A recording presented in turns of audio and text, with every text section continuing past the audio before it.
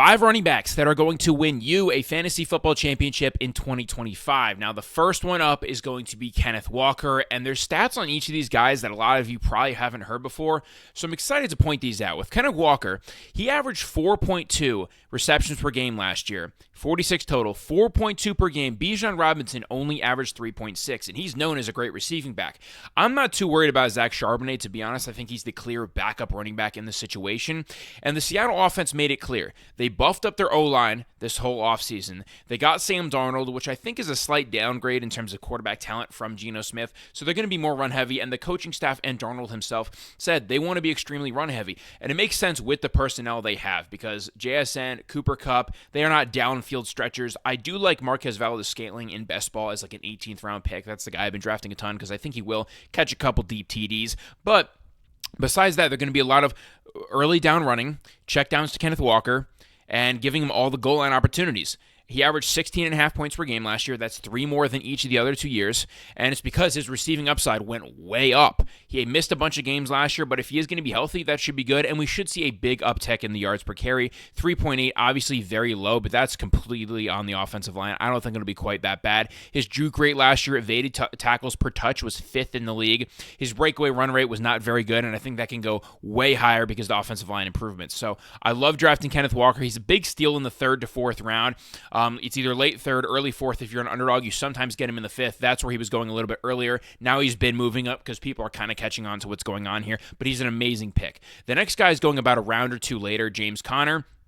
And with him, I have a theory, okay? The reason he gets so much goal line work, it was only a couple years ago where he had a 18-touchdown season with Kyler Murray. These past couple years, it's been lower just because he's missed a couple games each year. But my theory is that Kyler Murray is very short, and we all know that he struggles to see over the middle of the field, especially in the red zone when you only have 20 or less yards to work with, okay? Defenses collapse, it's a lot harder for things to open up, so either he scrambles a lot and tries to find somebody like 15 seconds into the play, or he's just throwing fades to the outside and outside routes and stuff, and he never wants to target the middle of the field. So that's why James Conner gets so many damn carries inside the red zone. Like last year, if we scroll down, he had, I believe it was 56 red zone touches, and that's with, I believe it was 3 games he left early. Last year, you'll see, he averaged 15.9 points per game. That's not true. He left a bunch of games early. It was more like 17.6, and the games he did leave early, there was one where he was going absolutely nuts. This could be like closer to 18.5 very, very easily. I'm not worried about Trey Benson at all. I think this offense can take steps forward.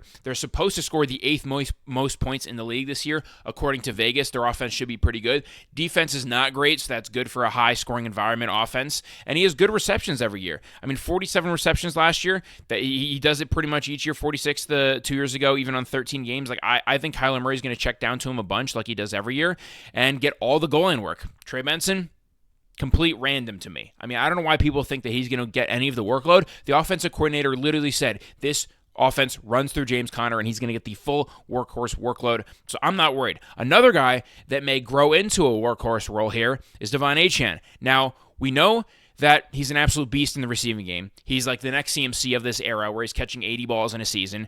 Last year, though, very inefficient on the ground. This actually doesn't tell the full tale. At the beginning of the season, he was even more inefficient because the offensive line was terrible. Tyler Huntley was playing quarterback. Tua was out. But guys, it increased over the season. He was averaging way closer to 5 yards a carry at the end of last season. So I think this year upcoming, with hopefully better offensive line improvements, he should be closer to 5+ yards per carry. Now, he averaged 22.6 points per game when Tua was healthy last year. When Tua was playing, he was the RB1 in fantasy. When you have all the goal line work, which hopefully he's able to get, it would really suck if Ollie Gordon or Jalen Wright take some of that away. But I don't think it'll be that much gets taken away. Like, they were really scheming up Achane in the red zone last year. He had 12 touchdowns last year, 11 the year before. I don't think he has like Derrick Henry upside of 20 touchdowns, but I could see him getting like 14 to 15 on a good year. Combine that with 80+ receptions, combine that with a 5 yards per carry mark. That would be the overall RB1 for the year most likely, unless CMC does something crazy. Now, I don't think their offense will be as cheesy as last year because Jonnu Smith is gone.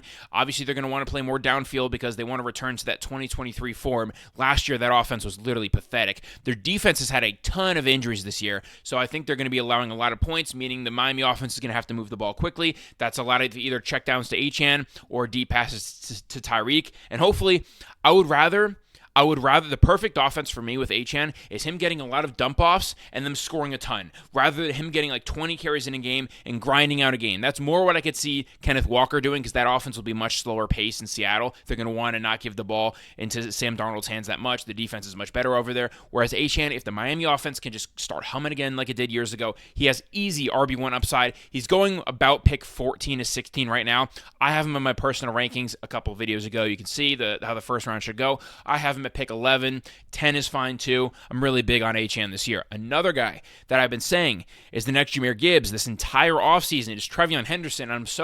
It's a bittersweet thing seeing him absolutely ball out in the preseason. He had a 100-yard touchdown on his first ever kickoff return, his first ever touch. Then he has an 18-yard carry on his one carry of the game. Then he gets 3 receptions for 12 yards, and he made a bunch of people miss on one of them. He looked great. He looked extremely explosive. Just what we were imagining, okay? The next Jahmyr Gibbs, where Ramondre Stevenson will take some early down work. He probably takes some goal line work too, unless Trevon comes out and shows he's a bulldozer, which he could do. Ramondre is not a very hard back to overcome. But he is a big boy, so I think the coaches like that kind of thing. But Trevon's a great pass protector. That's the thing about receiving backs like Achane that sometimes they have issues with, where if they're not great pass protectors, they're going to get subbed out on third down. That's why I like James Conner, because he does stand on a lot of third downs. Trevon Henderson should be in for the pass blocking reps. They showed an early inkling to throwing him a ton of passes. So if he's getting like 12 to 15 carries a game and 5 to 7 targets a game, that's exactly that Jahmyr Gibbs workload. And the O-line in that preseason game, granted it's preseason, they looked really good, a lot better than they did in years past. So with the drafts, with the offseason, they made a bunch of changes, and I could see them being pretty good. Drake May looks good in the preseason. He was using his legs, which is nice to see. This offense, they scored, they only had 4 wins last year. They're projected by Vegas to get 8.5. That is one of the biggest turnarounds I've ever seen. And if that does happen, if this team wins 9 or 10 games and they're much more efficient than they were last year, Trevon has serious upside. And it just screams how Jahmyr Gibbs was in year 1, where he was getting drafted in the 3-4 turn in fantasy leagues. You can get Trevon Henderson at the 5-6 turn. Maybe after the preseason game it moves up, not sure. But in very casual leagues like ESPN, he was going close to the 7th round. You could probably still get him closer to that range. Then the 5th running back is going to be Tony Pollard. And this is a new one. I was really not targeting him too much before this, but Tajay Spears has a high ankle sprain. And as somebody who is dealing with a high ankle sprain, it really limits your movement. You're out for a good 3 to 6 months of like 3 months of you're pretty much not able to do anything, and then the next 3 months you're not the same player, but you're kind of able to play. So Tony Pollard is on an offense with the first overall pick in Cam Ward that can easily have a great turnaround. The offensive line got way better than over the last 3 years. It's really improved. Let's say this offense goes from 32nd in the league to 20th in the league or 18th in the league. Just that slight bump up would make it a huge deal for him in the red zone. He's already going to get a bunch of pass catching reps, a lot of third down reps. He averaged 25.6 points touches per game in the 5 games that Tajay Spears missed last year. That's unreal. It wasn't touches, sorry, it was opportunities. It was targets plus carries. 25.6. I mean, you literally can't get a bigger workload than that. So if Tajay misses any of the season or he's just not the same player for most of the year, Tony Pollard could really go insane, and he's got great explosiveness. He looked better last year than the year before because he's recovering from his own leg injury. But yeah, love targeting him there. And if you guys want to see my top 5 wide receivers that I think are going to break out, leave a like on this video, leave a comment, and I'll catch you guys in the next one. Peace.